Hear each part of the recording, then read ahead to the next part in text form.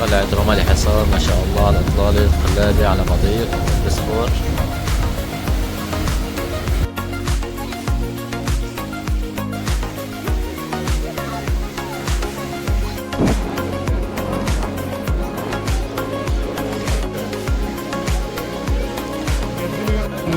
Usluk giderim, acılar birden bir sarı bir.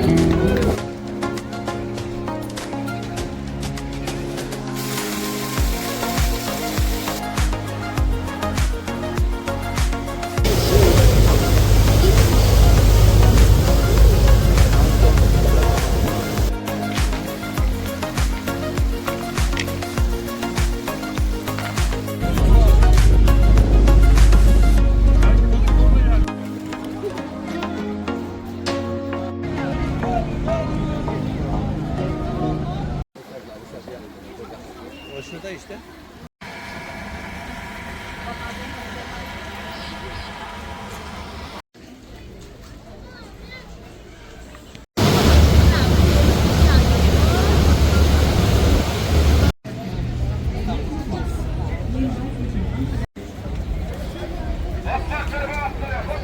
يسعد اوقاتكم اصدقائي، واهلا وسهلا فيكم في فيديو جديد وجوله جديده واجواء ربيعيه جديده. اصدقائي اليوم رح نعمل جوله في اهم واشهر الاماكن السياحيه اللي ممكن تزوروها في فصل الربيع في مدينه اسطنبول.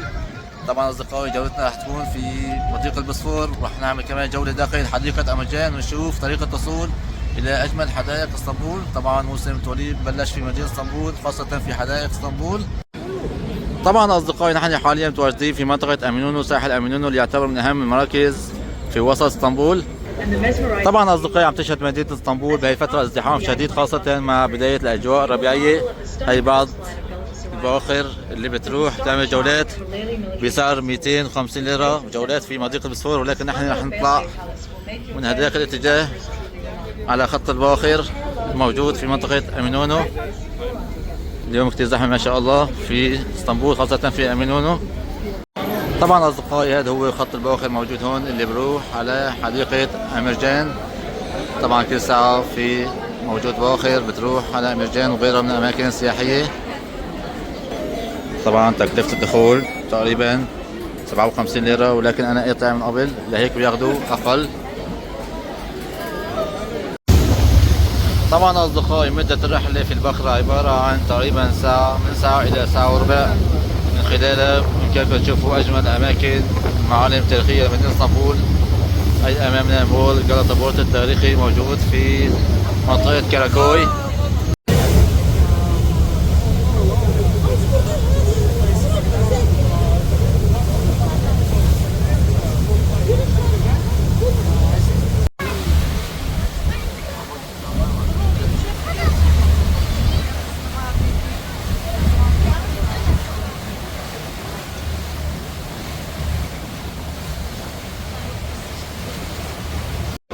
وهلا اصدقائي نزلنا في محطة امرجان. طبعا الطريق كان عبارة عن ساعة وربع. خلينا نكمل جولتنا في منطقة امرجان.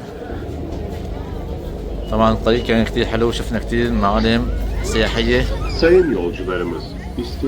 طبعا الباخرة وقفت عند 4 أو 3 محطات مثل مناطق كوي وبشكتاش وأورتاكوي. رح نروح طرف اليمين. طبعا اصدقائي الطريق من محطة امرجان الى الحديقة تقريبا 4 الى 5 دقائق. مثل ما انكم شايفين الاجواء والعالم كلها جاي لحتى تتصور على هذا الساحل الحلو. طبعا هي المنطقة كلها تابعة لمنطقة سراير. منطقة سراير كتير حلوة، كلها خضار وفلات وقصور ما شاء الله. هي صيادين سمك ما شاء الله. الجلسات الحلوة. طبعا بالصيف هون كتير بيكون مزدحم.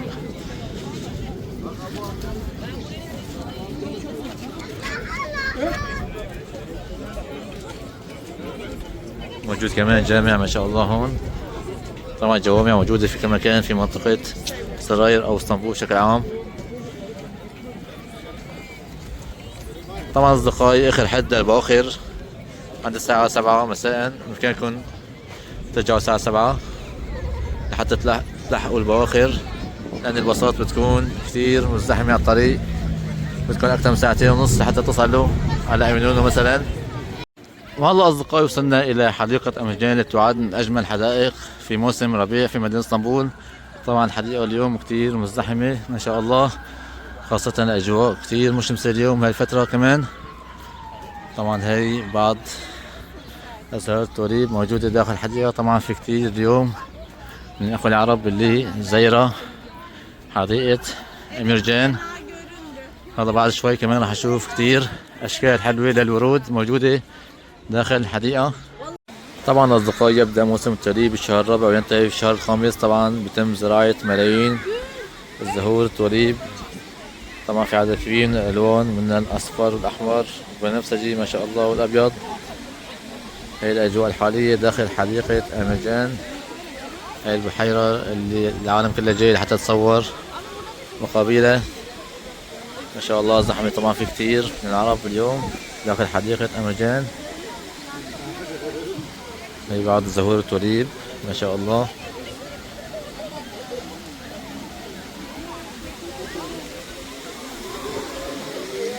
هي البحيرة الصناعية منظرها كتير حلو. هي الشلالات اللي أمامنا منظر خيالي ما شاء الله.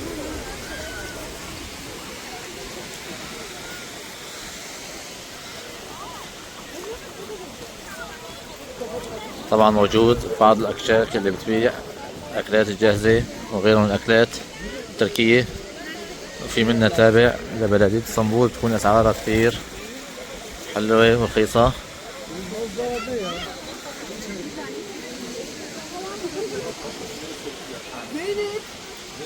شوفوا اليد الطالي حلو ما شاء الله على مضيق البسفور.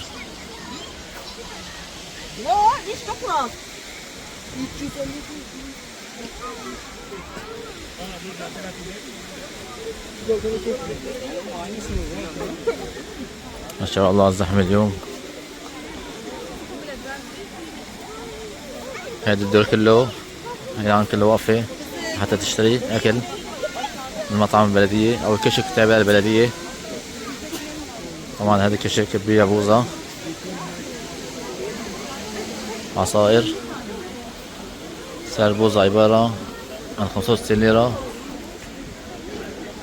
وفي 100 كمان حسب طلب. طبعا بجوز كمان هي الأكشاك كمان بتبيع أكلات جاهزة، همبرجر وغيرها من الأكلات التركية. موجود كمان كيك مع العصائر، فنجان قهوة أو سحلب سعر 130 ليرة، كاسة شاي 15 ليرة.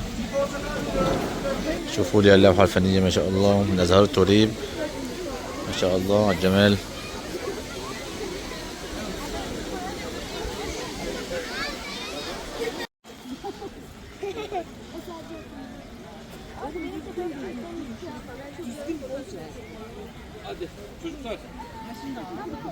طبعا أصدقائي مشكلة الحديقة إنها كتير عالية، يعني من الصعب جدا إنه الكبار بالعمر يطلعوا مثل ما يكونوا شايفين.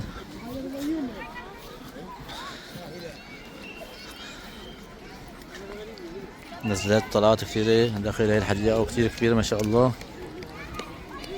العالم كله بيركي على الحشيش. طبعا في كراسي كمان ممكن يكون تجلسوا.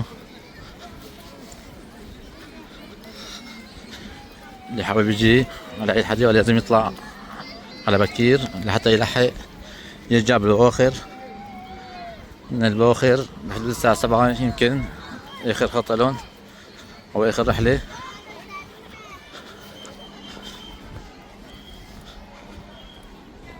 ما شاء الله على منطقة سراير كلها خضار وحدائق حلوة.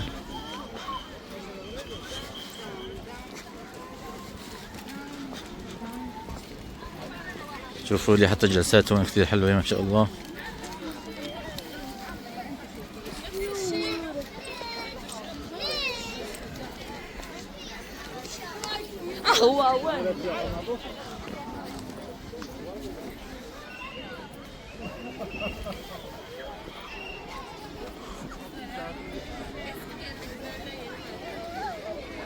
ما شاء الله الترتيب والجمال.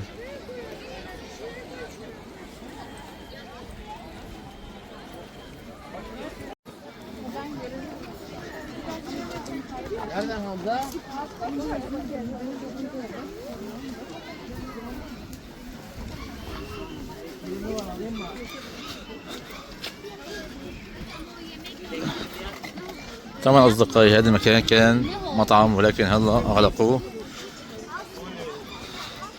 طبعا أنا جيت لهون من 4 سنين كان هذا المطعم ولكن حاليا تم إغلاقه. العالم جاي لحتى تتصور.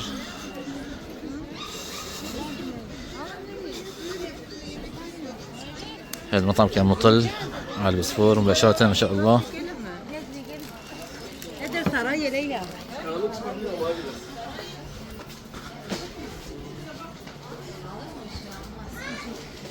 مثل ما يكون شايفين الإطلالات الحلوة. شوفوا لي أصدقائي الأجواء الحالية وأجواء الليلية ما شاء الله كتير حلوة خاصة مع الغروب. هذا هو الجسر الثاني طبعا، هذا ما هو جسر البسفور، هذا الجسر الثاني. الألوان كتير حلوة ما شاء الله، إطلالة خرافية على مضيق البسفور.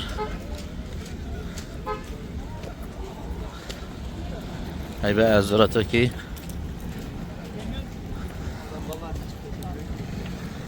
ما شاء الله على الجمال. طبعا كمان موجود هون مقاهي وجلسات كتير حلوة إضافة إلى سوق.